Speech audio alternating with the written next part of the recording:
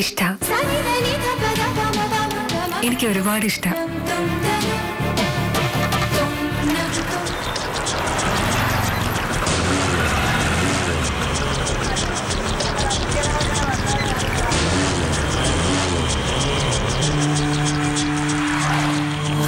രണ്ടു മൂന്ന് ദിവസം മാറി നിന്നിട്ട് താൻ ഞങ്ങളെ ശരിക്കും വിഷമിപ്പിച്ച് കളഞ്ഞല്ലോ. ശരിക്കും വിഷമുണ്ടായിരുന്നോ എന്നെ കാണാതിരുന്നപ്പോ? കൊള്ളാം. മൈനയ്ക്കാണെങ്കിൽ ആകെ വെപ്രാളവും പേടിയും. സിദ്ധാർത്ഥനോ? അത് പിന്നെ ഇയാള് കൂടെ ഉണ്ടെങ്കിൽ എനിക്ക് എല്ലാത്തിനും ഒരു ധൈര്യമല്ലേ.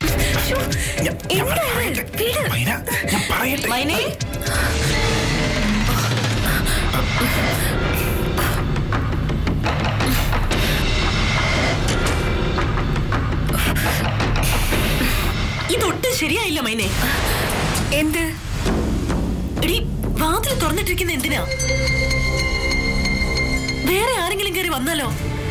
കണ്ണിലെന്തോ പൊടി പോയിന്നും പറഞ്ഞ് മാനസയുടെ റൂമിൽ നിന്ന് കയറി വന്നതാ സിദ്ധാർത്ഥൻ. ഊതി കൊടുക്കുന്നതിനിടയില് വാതിൽ ലോക്ക് ചെയ്യാൻ മറന്നു.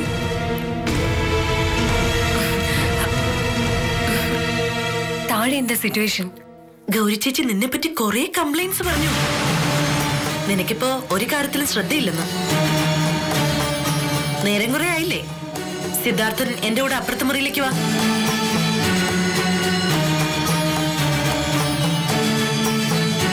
പിന്നെ കാണാം.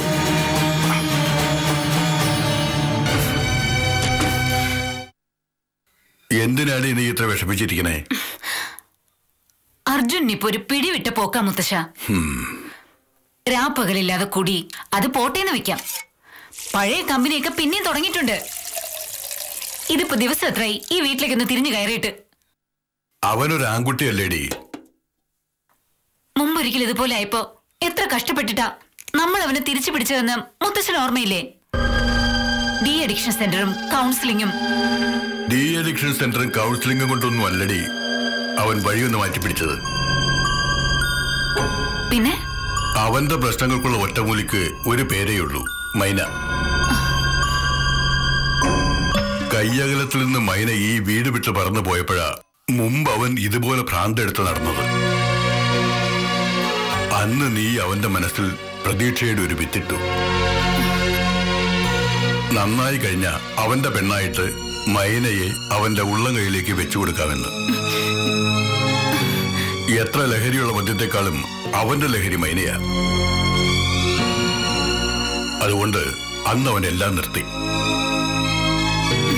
തൽക്കാലത്തെ പിണക്കം മാറി എന്നെങ്കിലും അവൾ തിരിച്ചു വരുമെന്ന് പ്രതീക്ഷ അവനുണ്ടായിരുന്നു. ഇതിപ്പോ അതും പോയി. ഈ ആശാലതയ്ക്ക് ജീവനുണ്ടെങ്കിൽ മൈനെ മറ്റൊരുത്തിന് സ്വന്തമാക്കാൻ ഞാൻ സമ്മതിക്കില്ല മുത്തശ്ശ. കാരണം എന്റെ കുഞ്ഞിനെ എനിക്ക് വേണം, എന്റെ പഴയ അർജുനായിട്ട്. അതൊക്കെ തന്നെയാ എന്റെ ആഗ്രഹം. പക്ഷേ ഇപ്പോഴത്തെ സാഹചര്യത്തിൽ അത് എന്തുമാത്രം പ്രായോഗികമാണെന്ന് നീ തന്നെ ഒന്ന് ആലോചിച്ചു നോക്ക്. ഹരിശങ്കറിന്റെ വീട്ടിലാണ് അവൾ അഭയം തേടിയിരിക്കുന്നത്. അയാളാണെങ്കിൽ അവളെ അവനൊട്ട് വിട്ടുകൊടുക്കുകയുമില്ല. അവിടെ നിന്ന് അവളെ ഇറക്കിക്കൊണ്ടു പോരാൻ അത്ര എളുപ്പവുമല്ല. മാനസയുടെ കല്യാണത്തിന് ഇനി ദിവസങ്ങളേ ഉള്ളൂ. അത് കഴിഞ്ഞാൽ ഏത് നിമിഷവും മൈനയുടെ കല്യാണം ഹരി ആലോചിച്ചു തുടങ്ങിയിരിക്കും. മൈനയെ അവിടെ നിന്ന് പുകച്ച് പുറത്തു ചാടിക്കാൻ അർജുൻ അന്ന് മർമ്മം നോക്കി തന്നെയാ അടിച്ചത്. എന്തൊക്കെ പറഞ്ഞാലും ഗൗരി ഒരു പെണ്ണല്ലേ, ഒരു തീപ്പൊരി വീണില്ലേ. ഇനി അത് നീറി നീറി പിടിച്ചോളും.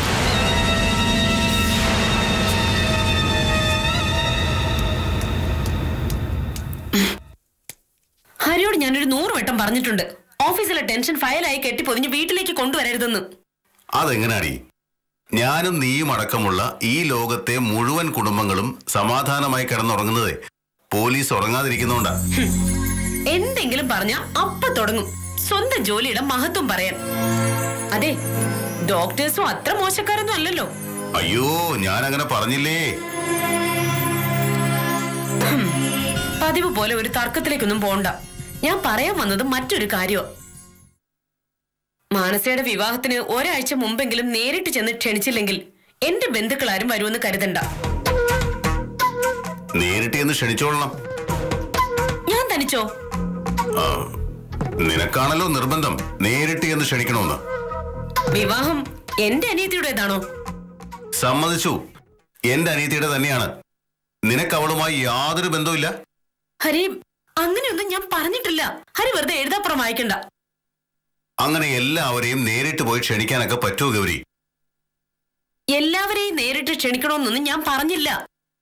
എന്റെ ബന്ധുക്കളെ, കുറച്ച് ക്ലോസ് റിലേറ്റീവ്സിനെ നേരിട്ട് ക്ഷണിക്കണമെന്നാ ഞാൻ പറഞ്ഞത്. 10-12 വർഷം കൂടി കഴിഞ്ഞാൽ നമ്മുടെ മോൾക്കും കല്യാണപ്രായമാവും. ഇപ്പോഴും എന്റേത് നിന്റേത് എന്നൊക്കെ വീതം വെക്കാൻ നിനക്ക് ലജ്ജ തോന്നുന്നില്ലേ ഗൗരി? ഞാൻ എന്തിനു ലജ്ജിക്കണം? പ്രത്യേകിച്ചും എനിക്ക് സ്ത്രീധനം കിട്ടിയ പണം കൊണ്ട് ഈ കല്യാണം നടത്തുമ്പോ. ഞാൻ നിന്നോട് കടപ്പാടുള്ളവനാണെന്ന് എപ്പോഴും ഇങ്ങനെ ഓർമ്മിപ്പിക്കേണ്ട ഗൗരി. പണത്തേക്കാൾ വിലയുള്ള മറ്റു പലതും ഈ ലോകത്തുണ്ട്. സ്നേഹം, കരുണ, ദയ, അങ്ങനെ ഒരുപാട് കാര്യങ്ങൾ. മുറിവുണ്ടാക്കുന്ന ആളല്ല ഡോക്ടർ, അത് തുന്നിക്കെട്ടുന്ന ആളാ.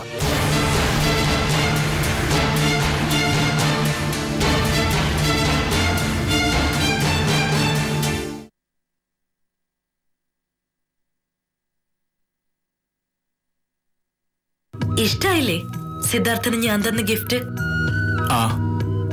ഗിഫ്റ്റുകളുടെ വലിയൊരു കളക്ഷൻ ഉണ്ട് എനിക്ക്. ഓരോന്നും ഓരോരുത്തരെ കുറിച്ചുള്ള ഓർമ്മപ്പെടുത്തലുകളാ. അത് കയ്യിലെടുക്കുമ്പോ അവരുടെ മുഖം മനസ്സിലേക്ക് വരും. നമ്മളോട് കരുതലും സ്നേഹവും ഒക്കെയുള്ള ഒരാള് അത് പ്രകടിപ്പിച്ച മുഹൂർത്തത്തിന്റെ ഒരടയാളം. അതല്ലേ ഓരോ സമ്മാനവും.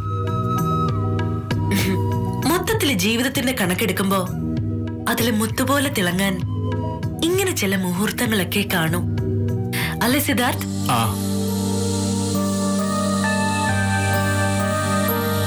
കുഞ്ഞായിരുന്നപ്പോ ഏട്ടൻ എന്നെ കളിയാക്കുമായിരുന്നു. ഈ പൊട്ടി പെണ്ണിന് ഒന്നും നിന്റെ വില അറിയില്ല എന്നും പറഞ്ഞു. നല്ല വിലയുള്ളൊരു ടോയ് അച്ഛൻ വാങ്ങിച്ചു തന്നാലും എനിക്ക് അതിലും പ്രിയം കൂടെ പഠിക്കുന്ന ഒരാള് സമ്മാനിച്ച ഒരു മയിൽപ്പീലി തുണ്ടിനോടോ വർണ്ണ കടലാസുകൾ കൂട്ടി ഒട്ടിച്ചുണ്ടാക്കിയ ഒരു പട്ടത്തിനോടോ ഒക്കെ ആയിരുന്നു. ഗൗരി ചേച്ചി വന്നപ്പോ ഇതൊക്കെ പറഞ്ഞ് ശാസിക്കാൻ ഒരാള് കൂടിയായി. എനിക്കൊരു കളർ സെൻസും ഡ്രസ് കോഡും ഒന്നുമില്ലെന്നാ ഗൗരി ചേച്ചി പറയുന്നത്. അതിലൊന്നും വലിയ കാര്യമില്ലെന്നാ ഞാൻ കരുതിയിരുന്നേ. പക്ഷേ ജീവിതത്തിൽ ഒരു സെലക്ഷൻ നടത്തിയപ്പോ അവിടെയും പിഴച്ചു.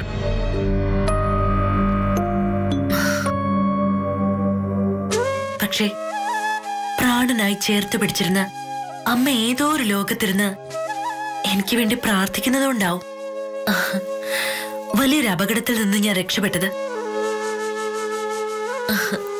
അതൊക്കെ ആലോചിക്കുമ്പോ ഇപ്പൊ പക്ഷെ എനിക്ക് ഒരു സങ്കടമില്ല. അതുകൊണ്ടാണല്ലോ. സിദ്ധാർത്ഥൻ ഉറങ്ങിയോ?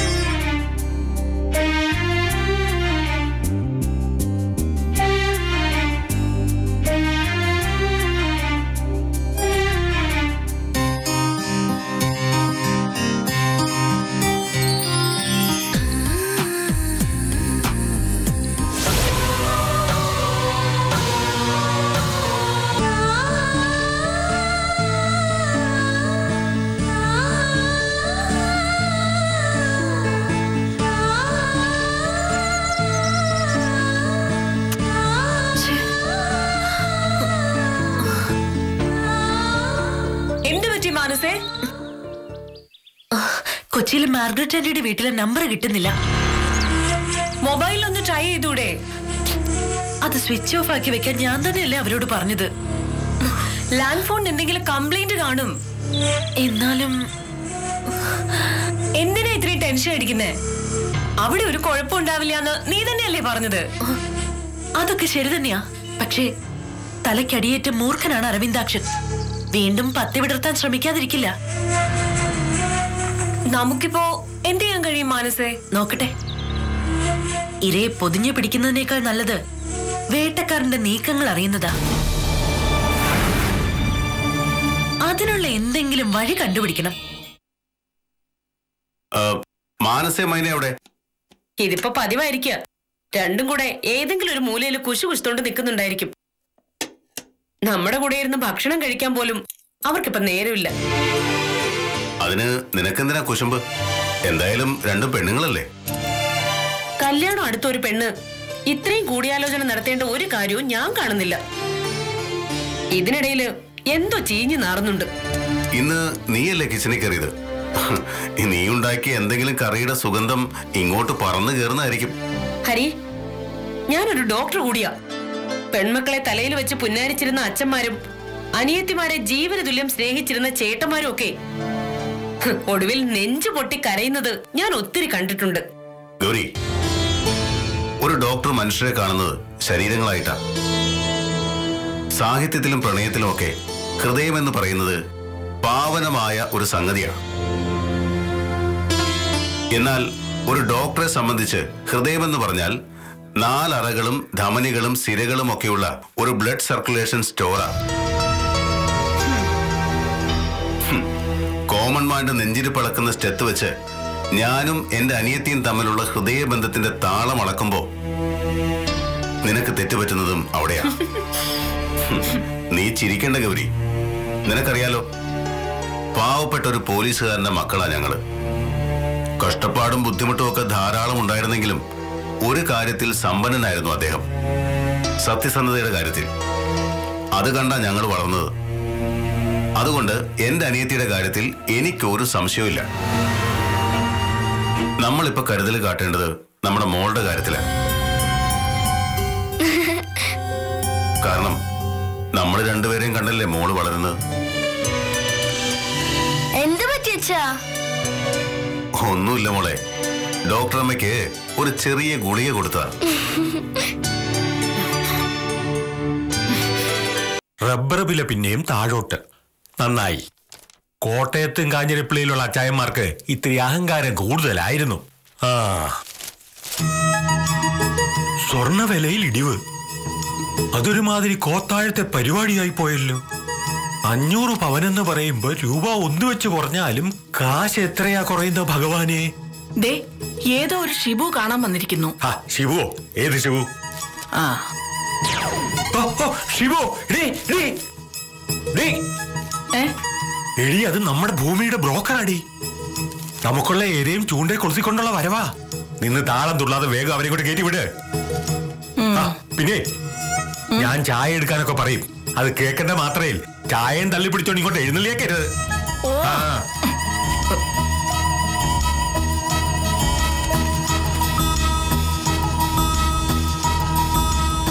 10 കോടി മതിക്കുന്ന ഭൂമി.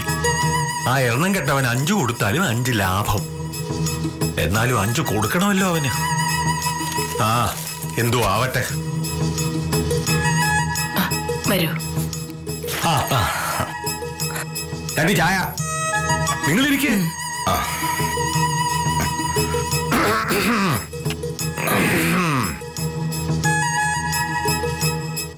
സാധാരണ ഭൂമി കച്ചവടത്തിനൊക്കെ വാങ്ങേണ്ട ആൾ അങ്ങോട്ടാ വരേണ്ടത്. ഒന്നും വിചാരിച്ചേക്കരുത് കേട്ടോ. ഭയങ്കര തിരക്കായി പോയി. അത് സാരമില്ല. ഓരോരുത്തരും അവരവരുടെ അവസ്ഥ അറിഞ്ഞു നിൽക്കണമല്ലോ. എനിക്കൊരു നല്ല കാലം ഉണ്ടായിരുന്നു, അത് തീർന്നു. ഇനി ഇപ്പം മറ്റുള്ളവർക്ക് വേണ്ടി അങ്ങ് ജീവിച്ചു തീർക്കുക.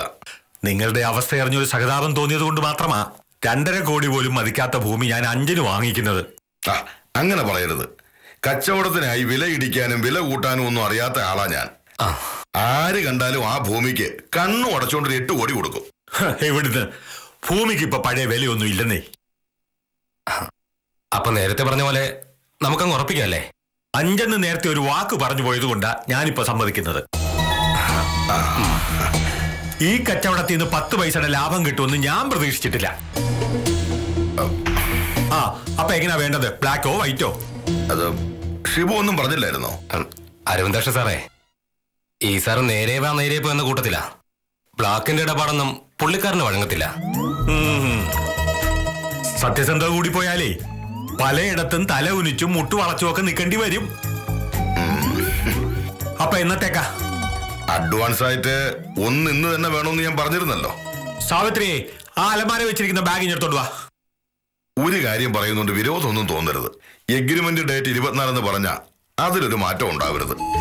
അന്ന് 4 കോടി കിട്ടുമെന്ന പ്രതീക്ഷയിൽ ഞാൻ പലർക്കും പണം കൊടുക്കാമെന്ന് പറഞ്ഞിട്ടുണ്ട്. കടം മുഴുവൻ തീർക്കാനൊന്നും പറ്റുകയില്ല, എന്നാലും ഉള്ളതായല്ലോ. അതിലൊന്നും ഒരു മാറ്റവും ഇല്ലെന്നേ. രണ്ട് ചായ എടുക്കാൻ പറഞ്ഞിട്ട് മണിക്കൂർ എത്രയായി? ചായ ഒന്നും വേണ്ട, ഞങ്ങൾ കുടിച്ചിട്ട് ഇറങ്ങിയത്. പറഞ്ഞില്ലയോ എന്റെ കയ്യിൽ നിന്ന് ഈ കാശ് പോക്കാ. എന്നാലും വേണ്ടുകയില്ല. ഇതുകൊണ്ട് നിങ്ങൾ അങ്ങ് നന്നാവുന്നെങ്കിൽ അങ്ങ് നന്നാവ്. പിടിച്ചാട്ടെ. എണ്ണ നോക്കുന്നില്ലയോ?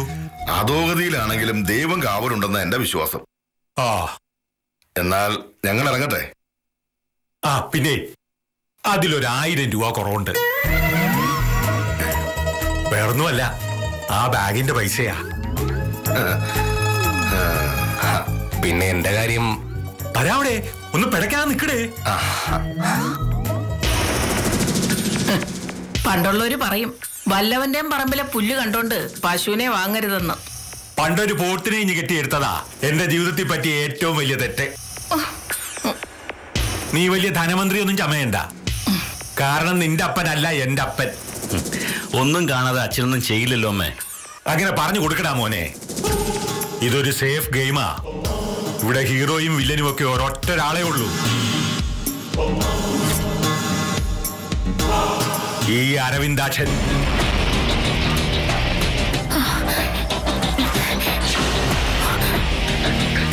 ഇല്ല, സമയാവുന്നേ ഉള്ളൂ. എന്റെ പൊന്നു ചേട്ടാ, ഒന്ന് സഹായിക്കണം. ഏതെങ്കിലും ആശുപത്രിയിൽ ഒന്ന് എത്തിച്ചു തരണം. സമയം എത്രയായില്ലേ? ഞാൻ വണ്ടി ഒതുക്കാൻ പോവാ. ഞങ്ങളും വീടും കൂടി ഉള്ളവരാ. പൊള്ളുന്ന പനിയേതിന് വേറെ ആരും വീട്ടില് സഹായം ചെയ്യാനില്ല. ഈ രാത്രി ഈ കുഞ്ഞിനെയും കൊണ്ട് ഞാൻ എങ്ങനെ ആശുപത്രിയിലെത്തും? പോരാത്തതിന് മഴയും വരുന്നുണ്ട്. സ്വന്തം പെങ്ങളായിട്ട് കരുതി എന്നെ ഒന്ന് സഹായിക്കണം ചേട്ടാ. വരാൻ മടിക്കുന്ന വേറൊന്നും കൊണ്ടല്ല മകളെ. ഇങ്ങനൊരു കേസുമായിട്ട് ആശുപത്രിയിൽ ചെന്ന വള്ളി കേട്ടാ. ബ്ലഡ് ടെസ്റ്റ്, യൂറിൻ പരിശോധന എന്നൊക്കെ പറഞ്ഞ് നമ്മൾ തന്നെ കിടന്ന് ഓടേണ്ടി വരും. കാല് വെന്ത നായയെ പോലെ കിടന്ന് ഓടി നേരം വെളുക്കുമ്പോ ഏതേലും ബന്ധുക്കൾ കയറി വരും. ഒടുക്കം നമ്മൾ ഓട്ടത്തിന്റെ കാശ് ചോദിക്കുമ്പോ ഒരു 100 ചോദ്യങ്ങൾ ഇങ്ങോട്ട് വരും. എന്തിനു പോയി, ഏതിനു പോയി, എവിടെ പോയി, ആര് പറഞ്ഞു എന്നൊക്കെ പറഞ്ഞു. എല്ലാം കഴിഞ്ഞു വരുമ്പോ ഓട്ടത്തിന്റെ മീറ്റർ കാശ് പോലും കിട്ടത്തില്ല. എന്തൊക്കെ സഹായം ചെയ്താലും ഓട്ടോക്കാരനായിട്ട് ജനം കാണുക പോലും സഹോദരി. എന്റെ കാര്യത്തിൽ അങ്ങനെ അന്വേഷിച്ചു വരാൻ ബന്ധുക്കൾ ആരുമില്ല ചേട്ടാ. ഈ കുഞ്ഞിന്റെ അച്ഛനെവിടെ? ബൈക്ക് ആക്സിഡന്റ് ആയിരുന്നു. ഇപ്പൊ 6 മാസമായി. ഞങ്ങൾ പ്രേമിച്ച് കല്യാണം കഴിച്ചവര്. 2 സമുദായം. പ്രശ്നങ്ങൾ കൂടി വന്നപ്പോ നാട്ടിൽ നിന്ന് ഓടി പോന്നതാ. ഇവിടെ വാടകയ്ക്കായിരുന്നു. പുള്ളിക്കാരൻ പോയി എന്നറിഞ്ഞിട്ട് പോലും 2 വീട്ടിൽ നിന്നും ഒരു മനുഷ്യരെ പോലും തിരിഞ്ഞു നോക്കിയില്ല.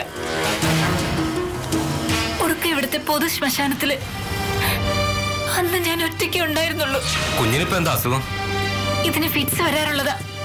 പനി വരാതെ നോക്കണമെന്ന് ഡോക്ടർ പ്രത്യേകം പറഞ്ഞതാ. പലതവണ വന്നാ പിന്നെ പ്രശ്നമാ. പക്ഷെ എനിക്കെങ്ങനെ നോക്കിയിരിക്കാൻ പറ്റുമോ? 3-4 വീട്ടില് പുറംപണിക്ക് പോയിട്ടാ ഇതിന് വല്ലതും കഴിക്കാൻ വെച്ചുണ്ടാക്കി കൊടുക്കുന്നത്. അതിനിടയില് ഇത് മഴയത്തൊക്കെ ഇറങ്ങി കളിക്കാൻ പോകും ചേട്ടാ. വെയിറ്റ് ചെയ്യണമെന്ന് പറയരുത്. ഇല്ല, പറയില്ല. ഞാൻ വേറെ ഏതെങ്കിലും വണ്ടി പിടിച്ച് തിരിച്ചു പോന്നോളാം. ഇല്ലെങ്കിൽ ആ ആശുപത്രിയുടെ വരാന്തിയിൽ എവിടെയെങ്കിലും ഞാൻ എന്റെ കുഞ്ഞിനെയും കൊണ്ട് ചുരുണ്ടുകൂടി കിടന്നോളാം. ശരി, പോവാം. ശരി.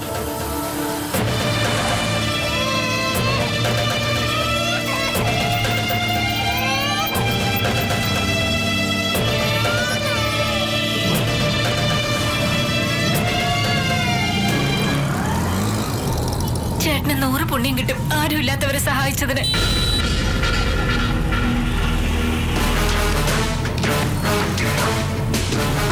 ചേട്ടാ, അതെ അവരുടെ അടുത്തൊന്ന് നിർത്ത്. എന്റെ വീട്ടിന്റെ അടുത്തുള്ളവരാ.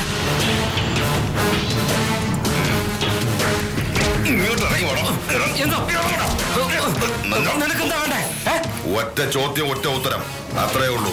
പറയുന്നത് സത്യമായിരിക്കണമെന്ന് മാത്രം. മിൽമ ബൂത്തിനടുത്തുനിന്ന് നീ 2 സ്ത്രീകളെയും ഒരു കുട്ടിയെയും വണ്ടി കയറ്റിടാ. അവരെ എവിടെ ഇറക്കി വിട്ടത്? അത് മാഗിയുടെ വീട്ടില്. അതെവിടെയാണാ? ആംഗിൾക്ക് ചർച്ച കഴിഞ്ഞ് രണ്ടാമത്തെ വീട്